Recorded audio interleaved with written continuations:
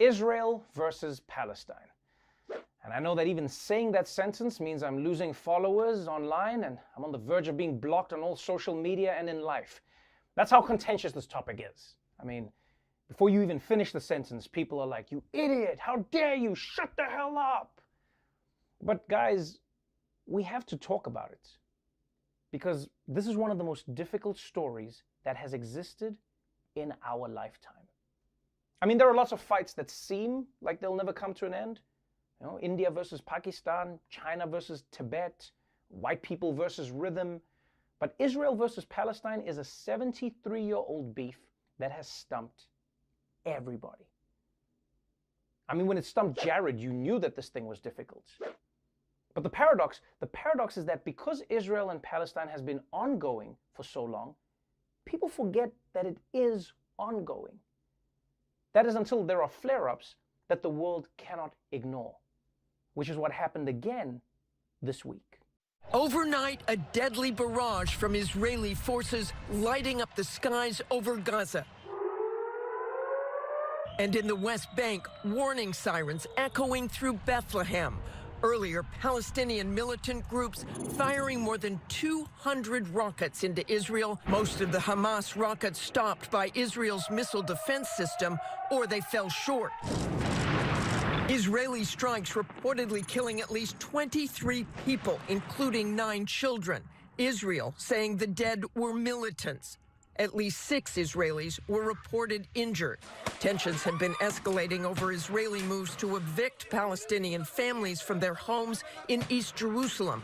They boiled over as more than 100 worshippers and protesters were injured as Israeli police stormed the Al-Aqsa Mosque using tear gas and rubber bullets. Yes, this week, the conflict escalated again. And now, dozens of people are dead, including children. And look, man, what makes Israel-Palestine such a difficult topic to even broach is all the layers that are packed into it. No matter how much you try and break it down, people are always going to say that you're leaving out some crucial piece of context. And you know what the truth is? They're probably right. I mean, there's the history of how Israel became a state after Nazi Germany tried to destroy the Jewish people. But there's also the history of the British taking the land from the Palestinians. Not to mention that every other country in the region has its own issues and its own agendas.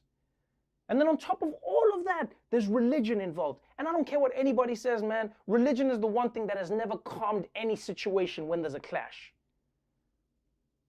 And you know what makes it even harder? Is the fact that who's right and who's wrong always seems to change depending on when you start measuring time. This week was the perfect example of it.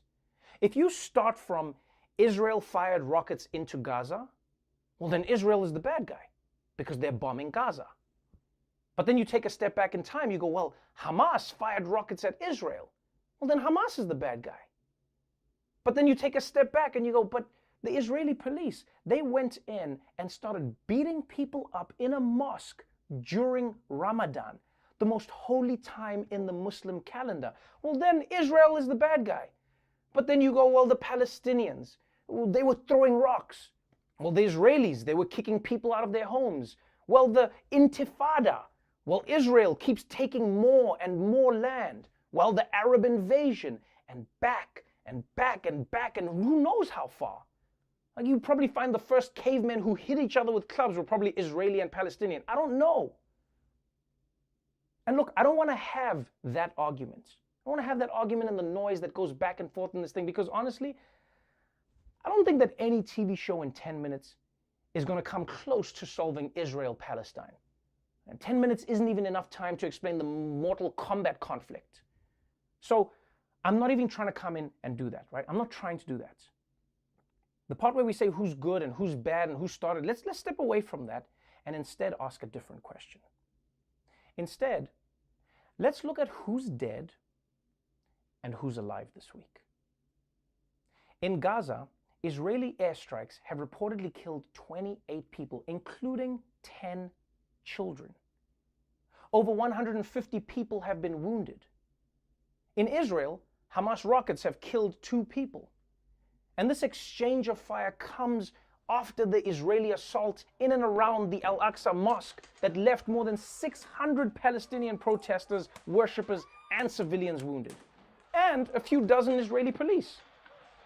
Now, personally, I'm not saying for you, just personally, I cannot watch that footage and hear those numbers and see a fair fight.